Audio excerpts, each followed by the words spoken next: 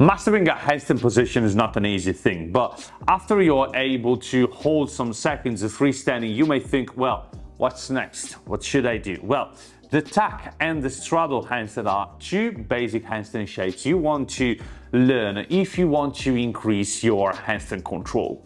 I'm the flexibility guy, Coach Elia, and in this video I'm going to show you the best exercises and strategies you can use to learn the tuck and the straddle handstand.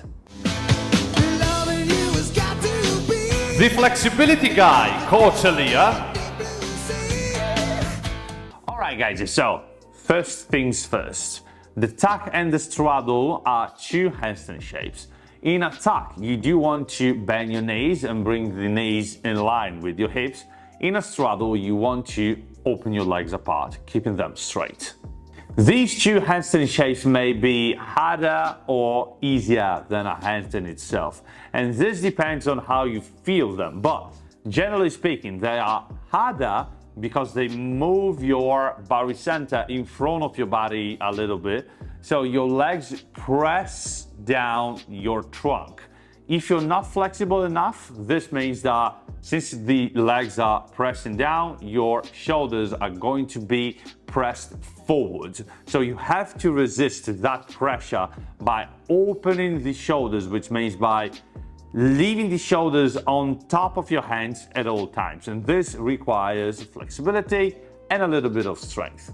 At the same time, they are a little easier than a full, which means with a regular handstand with your legs together in line with the rest of your body, because the center of mass gets lower. This means that when you don't have that kind of high structure to balance, but you have a lower structure, of course, balancing it will be a little easier. We can use two strategies to learn the tuck and the straddle handstand. A back to the wall strategy and a chest to the wall strategy. Let's start with the back to the wall strategy. To master my straddle handstand from a back to the wall handstand, I want to touch the wall with my hips at first, shrug my shoulders up, open my legs, ride my feet away from the wall a little. Now from here, I got my spine a little arched. I push with my shoulders, I bring my belly in, I push with my fingers, and I try to leave the wall with my hips. As you bring your legs down, you want to move your feet away from the wall, and then from there, you basically want to stay light against the wall. This means that you do want to bring the weight of your body away from the wall towards the center of your palms, on top of your hands. To do that, you want to think about a couple of things. The first one is that you do want to press with your fingers against the floor in order to press the weight back. The second one is to shift your entire weight on top of your hands. Think about your trunk as a single piece, and you do want to move that piece on top of your hands. For the tuck, you do want to think about the same thing, but you want to change the handstand shape. As I want to perform a back to the wall tuck, I first get into the tuck position. Now my hips are touching the wall. Now I leave the wall with my feet, then I push my fingers against the floor and I try to balance from here. I do want to imagine to bring my body above my hands while I'm not touching the wall anymore with my hips. Of course, if I need to correct the balance, I want to come back against the wall, touch the wall with my feet and maybe with my hips, and then come back into the balance position.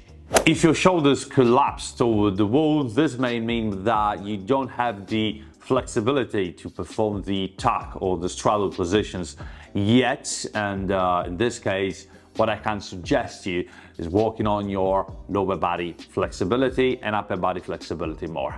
When I'm in a tuck and I want to make it harder, I can hold it for more, or I can straighten into full from the tuck without touching the wall.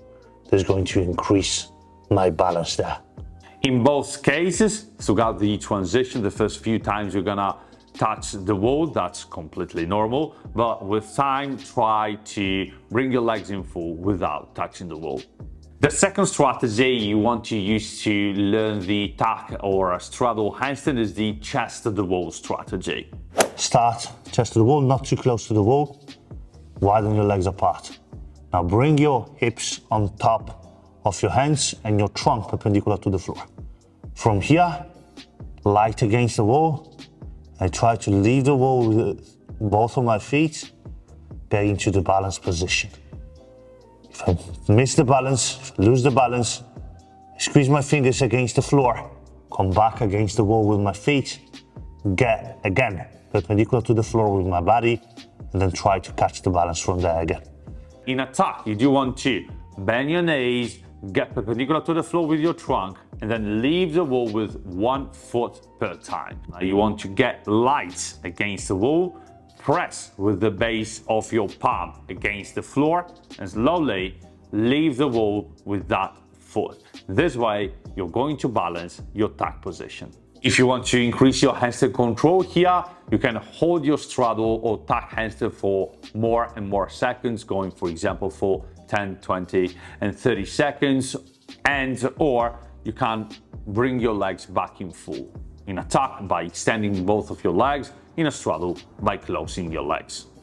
Alright guys, so now you know how to learn the tuck and the straddle handstand, two basic handstand shapes you want to use to increase your handstand control.